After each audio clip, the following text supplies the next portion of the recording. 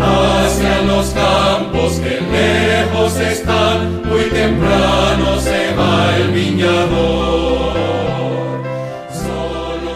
Bienvenidos a esta reflexión desde la palabra de Dios en el 12º domingo del tiempo ordinario. ¿Por qué tenían miedo? Jesús ha predicado en parábolas y ahora atraviesa el lago de Galilea o mar de Tiberíades hacia el lugar de paganos. Desea estar a solas con sus discípulos, pero en medio del lago se da una escena que muestra el miedo de ellos y el desconocimiento que tenían sobre Jesús. Los discípulos reman y comparten la experiencia que han tenido. Por su parte, Jesús duerme de manera tranquila, recostado en un cojín. Ni las ráfagas del viento, ni el agua que entraba por todas partes, ni el sangoloteo de la barca son capaces de despertarlo de aquel sueño tan apacible. Él en ningún momento se ha sentido amenazado. Duerme en paz. Esa actitud de Jesús les extraña, ya que duerme sin hacer nada por ellos.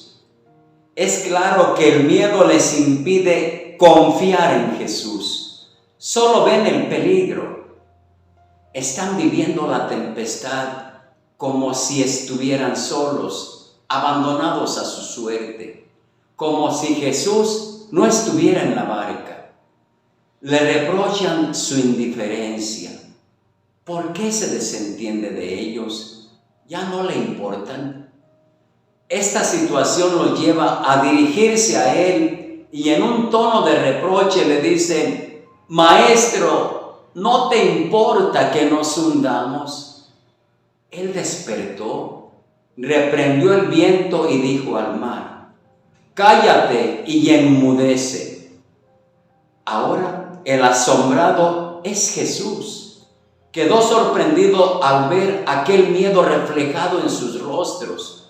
Los interroga: ¿por qué tenían tanto miedo? ¿Por qué son tan cobardes? ¿Aún no tienen fe? A los discípulos les falta confianza. No tienen valor para correr riesgos junto a Jesús.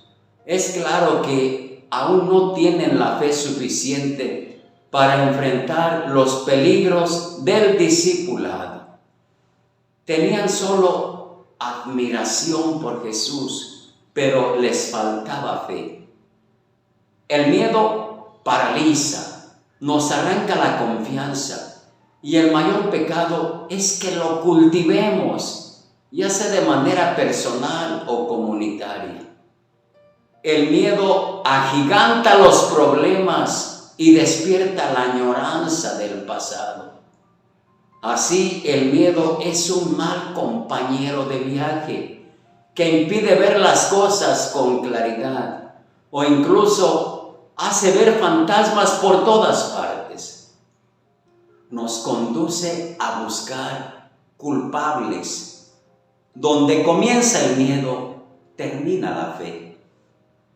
La Iglesia, desde los tiempos de los santos padres, se ha identificado con la imagen de la barca. Una barca que es zarandeada por vientos y tormentas, que no siempre son favorables. Esos vientos que por momentos conducen al miedo, pero si Jesús está en la barca, no existe posibilidad de que perezcamos. Aunque por momentos parece que duerme, que se desentiende, tenemos la certeza de que está con nosotros y la barca saldrá adelante. Pasará la tormenta. Jesús exige confianza, que implica erradicar el miedo. No olvidemos que erradicar el miedo no es quitar los peligros, sino que erradicando el miedo, los peligros se afrontan con una actitud distinta. El Evangelio nos lleva a reflexionar, primero, de forma personal, en el aquí y ahora, ¿contra qué vientos te estás enfrentando? ¿Cuál es tu mayor miedo? Aquí en mi diócesis veo a muchas personas que tienen temor ante los resultados de las elecciones pasadas.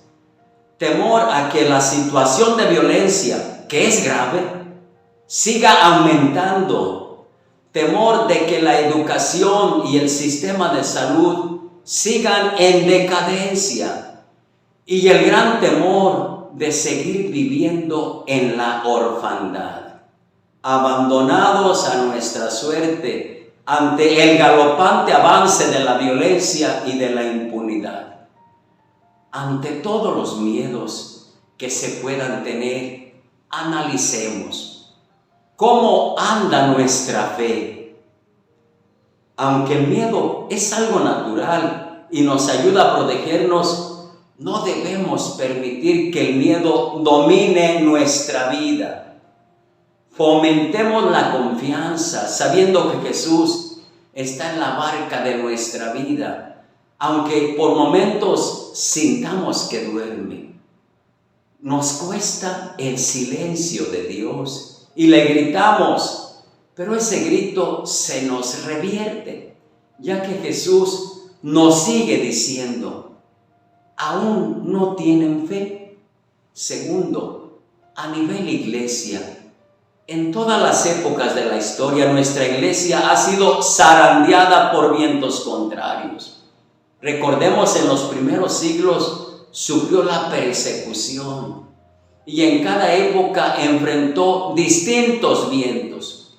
Pero creo que el peor peligro que puede correr la iglesia es la calma, la quietud, el pensar que navegamos por aguas tranquilas. Recordemos lo que decía Henry de Lubac. Cuando la iglesia vive en calma, se aletarga la fe. Cuando la iglesia sufre persecución, se aquilata la fe. Hermanos, tengamos miedo a esa calma que nos conduce a confiar solo en nosotros. Y no temamos a anunciar el Evangelio, que es verdad y vida. Tercero, a nivel social, sin darnos cuenta y con la bandera del progreso, nuestra sociedad está siendo conducida con ráfagas de viento muy fuertes a una deshumanización. Y así el llamado humanismo mexicano no se ve, sino por el contrario, se percibe claramente una deshumanización, porque vemos un individualismo por todos lados, las divisiones en todos los campos. La verdad es relativa, solo importa el bienestar personal. El crimen brutal y despiadado, las madres buscadoras abandonadas. Creo que vamos poco a poco expulsando a Jesús de nuestra barca y se va perdiendo la fraternidad. Remamos cada quien a su ritmo y hacia la dirección que nos desfavorece. Hermanos, sabemos que Jesús está en la barca. Él lo prometió. Yo estaré con ustedes todos los días hasta el fin del mundo. La barca, que es la iglesia, ha sido zarandeada por vientos contrarios a lo largo y ancho de la historia, pero ninguna tormenta la ha hundido. No estamos remando solos. Jesús quiere y nos sigue marcando el rumbo. Él dice la dirección. No promete que el viaje será en total calma, y menos en este mar que puede desatar su furia en cualquier momento. Pero permite que sus discípulos misioneros tomen los remos. Por eso, tomemos en nuestras manos este doble compromiso. Primero, sabemos la dirección y el trayecto hacia donde nos dirigimos. De allí que debemos remar juntos, confiando en que Jesús está en la barca. Segundo, si los vientos son más fuertes que nuestras fuerzas, debemos suplicar confiadamente a Jesús. Él nos ayudará, pero no soltemos los remos. La fe en Jesús nos hará hombres nuevos. Hermanos, ante las tormentas y los vientos contrarios que pretenden impedir que la iglesia siga su misión evangelizadora, no caigamos en la tentación de creer que Cristo duerme o está ausente. Ya decía San Agustín, si te parece que duerme o está ausente, es que Cristo está dormido en ti, es que tu fe está dormida. Por ello, hay que despertar a Cristo en nosotros. Hay que avivar nuestra fe día a día, nutrirla mediante el estudio y la reflexión de la palabra de Dios, hacerla madurar al calor de la oración perseverante, celebrarla vivamente en la Eucaristía y permitir que fructifique en la vivencia del amor. Qué bien lo expresó Gandhi. La fe es la que nos dirige a través de océanos turbulentos. Y Jesús nos dijo, yo estoy con ustedes todos los días hasta el fin del mundo. Creamos cada vez más en Jesús. Les bendigo a todos en el nombre del Padre, y del Hijo, y del Espíritu Santo. ¡Feliz domingo para todos! Por los caminos sedientos de luz, levantándose antes que el sol, hacia los campos que lejos están.